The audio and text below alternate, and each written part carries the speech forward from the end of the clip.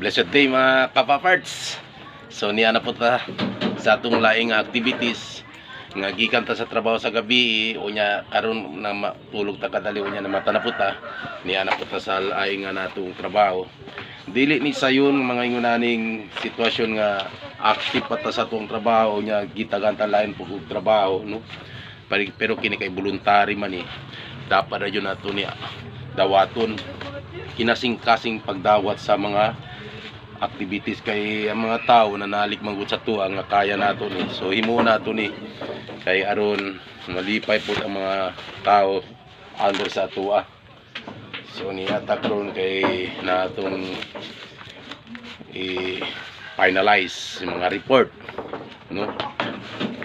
Ang mga kapaparts dapat yun nato ni sila i-finalize na kaya aron may submit na nato ni ang mga reports sa atuang organization. So bilang district deputy sa Knights of Columbus kabakabi nila kini mga district deputy nga relax lang pwede pud mag-relax kung gusto pero dako ning responsibilidad kay natay mga council nga gibantayan no gi-monitor.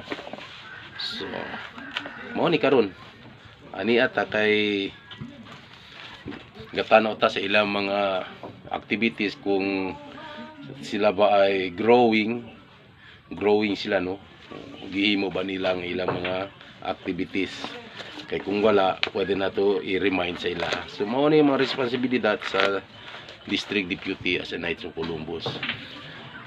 So kung katong mga retirees na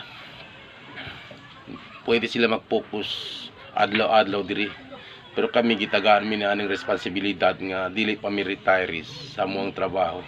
So tagaan ra gyapon na mo time diri. Bisag 30 minutes lang a day to comply kining mga requirement no. Kay dakan kay mi mga requirements nga dapat i-comply. So mao ni karon kana ako diri. At ako ning tanawon kung gihimo na ba nila ni. Limitan po na ako asa itong mga plans gipang butang na ako maka diri naara yun kaya aron may submit na nato ni dito sa mga submit nato sa head office sa Supreme sa Amerika. Ano yung mga activities na mo bilang district deputy sa Knights of Columbus. So charity.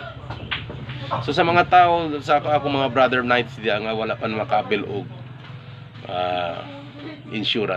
insurances is very important to us bilang Knights of Columbus member.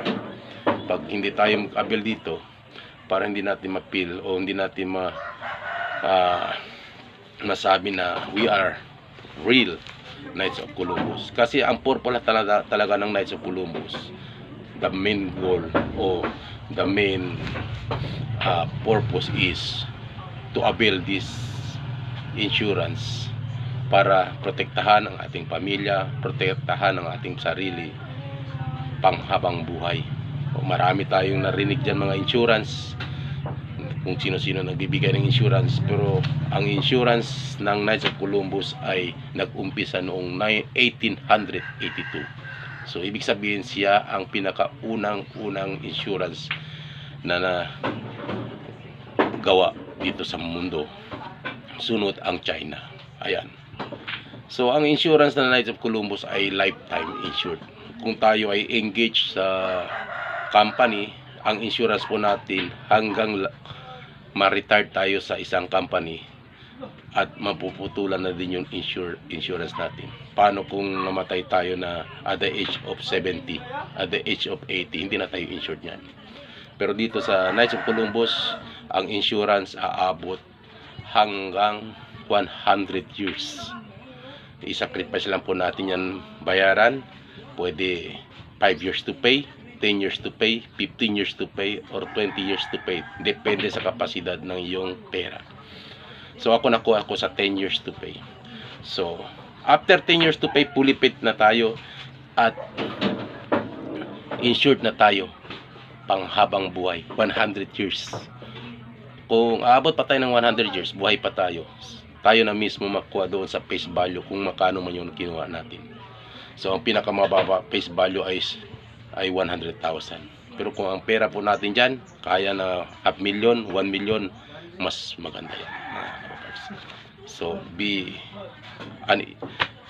insured, bilang Knights of Columbus, kailangan makabil kayo ng insurance. Kung sino dyan hindi pa nakapag-abil ng insurance at hindi pa alam masyado paano mag-abil ng insurance, maaari nyo akong kausapin, maaari nyo akong tawagan, maaari nyo akong i-message sa messenger, at gagawin natin yan para safety sa inyong sarili at sa inyong pamilya. So avail now mga kapaparts, napakamura at napakagandang mga insurance mapipilian natin dito sa Knights of Columbus. So gagawa muna ako ng report. Sana magtawag kayo, mag-message kayo sa akin about insurance. Thank you and God bless. Be with Jesus.